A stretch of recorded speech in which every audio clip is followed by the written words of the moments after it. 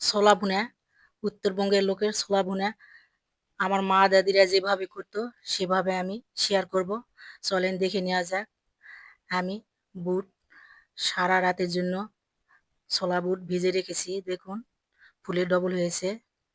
এখন গ্যাসে যাব, আমি প্রেসার কুকার বসিয়ে দিয়েছি। প্রেসার কুকার সব ছোলা আমি দিয়ে দিচ্ছি। ছোলা আমার সব দেওয়া হয়ে গেছে। গোলমরিচ, সাদা এলাচ, দালচিনি দিয়ে দিচ্ছি। এবার কাঁচামরিচ দিয়ে দিচ্ছি। আমি রসুন বড় বড় করে আস্ত নিয়েছি, সবগুলা দিয়ে দিচ্ছি। এই যে পেঁয়াজ আমি মোটা মোটা করে কেটে নিয়েছি, ওই যে আমার মা দাদিরা যেভাবে করতো আগে আমি দেখেছি সেভাবে করব। আদা বাটা 1 টেবিল চামচ, জিরার গুঁড়া 1 টেবিল চামচ, ধনিয়ার গুঁড়া 1 টেবিল চামচ, হলুদের গুঁড়া 1 টেবিল চামচ, মরিচের গুঁড়া 1 টেবিল চামচ,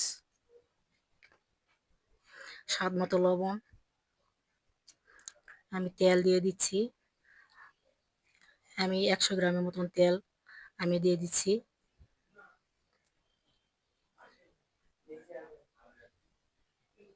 আমি খরচনের সাহায্যে নাড়াচাড়া করে নিচ্ছি, আপনারা চাইলে হাতের সাহায্যে নিতে পারেন।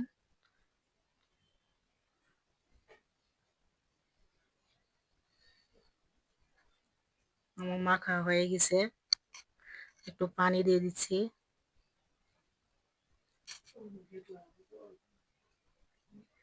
আবার একটু নাড়াচাড়া করে মিশিয়ে নিচ্ছি।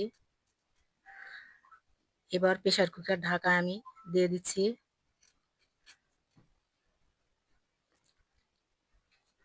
ঢাকা আমার দেয়া হয়ে গেছে, এবার গ্যাস অন করে দিব। আবার ঢাকনা খুলে দেখাচ্ছি, সিদ্ধ আমার হয়ে গেছে। আবার একটা পাতিল বসিয়ে দিয়েছি, পাতিলে আমি ঢেলে দিচ্ছি। সব আমার ঢালা হয়ে গেছে। এবার নাড়াচাড়া করে নিব, নেড়ে চেড়ে কষে নিব।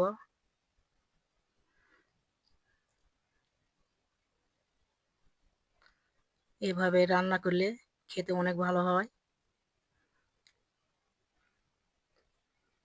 আবার একটু ঢাকা দিয়ে দিচ্ছি।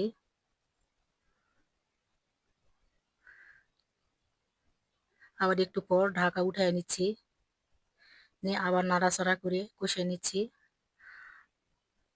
আমার মা দাদিরা এভাবে রান্না করতো। আমার কথা বিশ্বাস না হলে আপনারা এভাবে একবার বাসায় ট্রাই করে দেখবেন, খেতে অনেক ভালো হয়। এভাবে রান্না করলে গরুর মাংস মতো হুবহু স্বাদ আসে।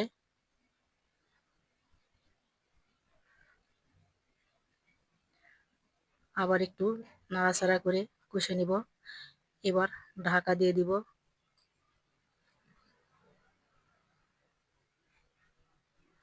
আবার একটু পর নাড়াচাড়া করে কষে নিব।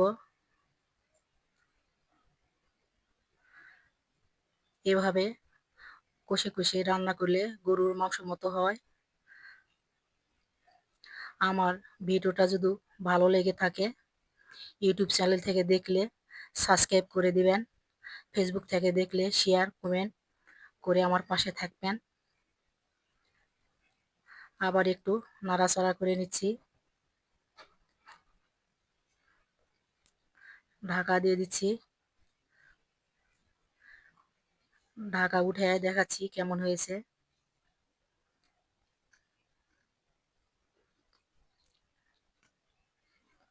আমি ডিশে পরিবেশন করে দেখাচ্ছি কেমন হয়েছে, দেখেন।